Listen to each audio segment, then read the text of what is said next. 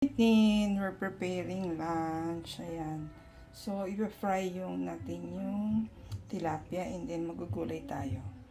Kalabasa and sitaw. Kikisa natin yan, sibuyas, bawang. And then, giniling ang gagamitin natin. Nandun po sa ref. And, pang ano natin is patis and garlic salt. Sana magustuhan ni Popsy yung ating lunch for today. It's Sunday here in the Philippines. Happy Sunday. Don't forget to attend online mass, Kat and Tin, Kuya Daniel and Erica. Kat, nagisa na natin ang ating giniling with sibuyas and bawang. Lalagyan natin ng patis.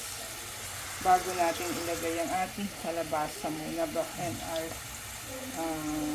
sitaw. And then later, piprito natin yung ating tilapia. Ayan.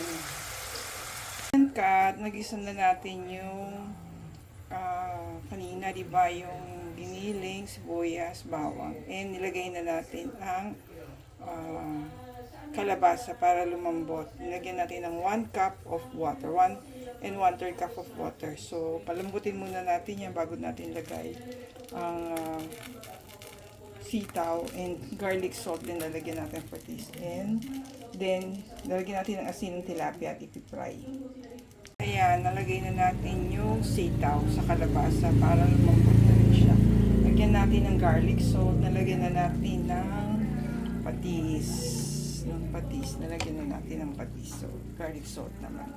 Yan. Sana magustuhan ni Popsy ang ating lunch with fried tilapia. Thank you for watching. See you on our next video. Kat, ayan, luto na ang ating kalabasa and sitaw with our tilapia. Ayan, that's our lunch today. No rice pa din.